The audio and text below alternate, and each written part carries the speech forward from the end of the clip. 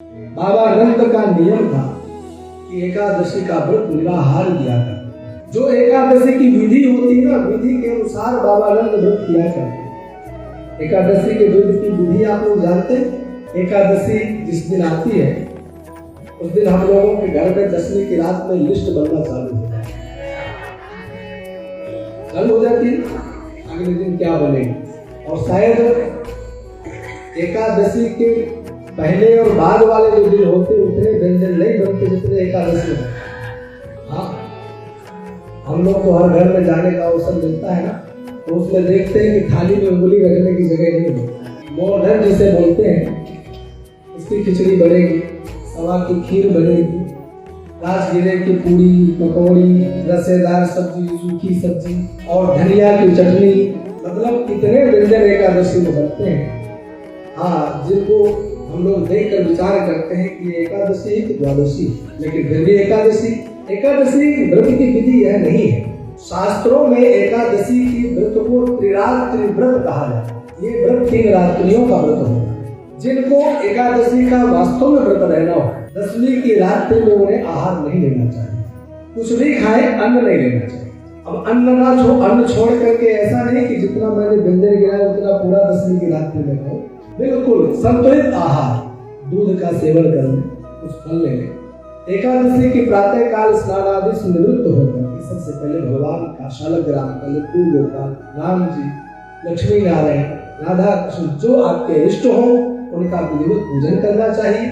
एकादशी के दिन भगवान के स्वरूप में तुलसी दल अर्पण जरूर करना। बिना तुलसी के आप अन्य दिनों में पूजन करते हो कोई बात नहीं, परंतु उस दिन तुलसी दल से भगवान का पूजन करना चाहिए। और उसके पश्चात फलाहार के लिए जो भी आपके घर में बना है तुलसी डाल कर भगवान के सामने भोग लगाएं और कोशिश करें कि एक बार फलाहार हो। और एक बार के लिए मैं जो बता रहा हूँ वैसा नियम नहीं है कि एक ही बार लेना है। व्रत के दिन अन्न ग्रहण नहीं करना है, पर नियम अवश्य बनाना चाहिए कि मैं एक बार लूंगा या 2 बार लूंगा। ऐसा नियम नहीं हो कि जिस घर में गए वही सामने पकौड़ी राजगिरे की आ गई तो आपने कहा फलाहार ही तो है। नहीं, जो व्रत होता है ना, व्रत का एक अर्थ होता है नियम, व्रत का एक अर्थ होता है संकल्प। व्रत माने अनुष्ठान। आपने अगर व्रत करने का संकल्प लिया है तो एक नियम होना चाहिए कि आप उस दिन निराहार रहेंगे या निर्जला रहेंगे या सजला रहेंगे या फलाहार करके रहेंगे। जैसे आपके अंदर सामर्थ्य हो उनमें एक नियम बनाइए और फलाहार भी संतुलित आहार लीजिए जितने में आपका शरीर चले, पेट में थोड़ी जगह भी रहे। एकादशी के दिन अन्य दिनों में आप दिन में भी नींद मार लेते हैं, लेकिन एकादशी में प्रयास करें कि दिन में सोए नहीं, और दिन में सोएंगे तभी नहीं जब आपके पेट में थोड़ी भूख रहेगी। अगर आपने गले तक भर लिया तो नींद अवश्य आएगी, उसे कोई रोक नहीं सकता है। दोबारा एकादशी के फलाहार को करना हो तो दोबारा भी करिए, लेकिन सजगता पूर्वक, सावधानी पूर्वक यम नियम, आसन, प्राणायाम इत्यादि का प्रयोग करते हुए, संतुलित आहार लेते हुए, भगवान नाम संकीर्तन करते हुए, नाम जप करते हुए ब्रह्मचर्य से उस दिन समय को व्यतीत करें। अगले दिन द्वादशी आने पर प्रातःकाल स्नान आदि से निवृत्त होकर कुछ आहार लें, अन्न का आहार लें।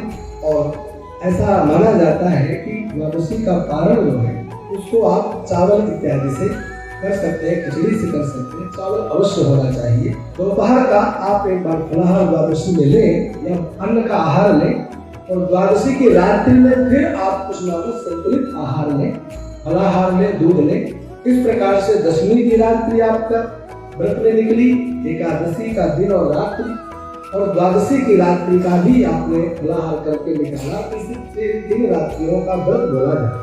ऐसा नहीं कि आप लोग इन नियमों से ही व्रत करेंगे, आप लोग जैसा व्रत करते हो वैसा करें। ऐसा नहीं हो कि मेरे कहने से आप कल से वो भी छोड़ दें कि पहले तो एक ही दिन निकालना भारी पड़ता था, अब 3-3 दिन और व्रत करो।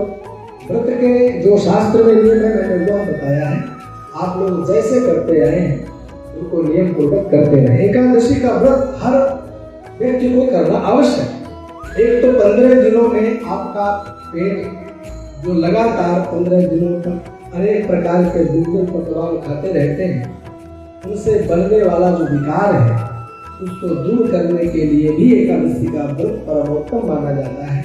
और भगवान श्री हरि को अति प्रसन्न यदि कोई उपवास और व्रत की तिथि है तो वह एकादशी भी है। दोनों कारणों से आपका यह व्रत उत्तम माना है।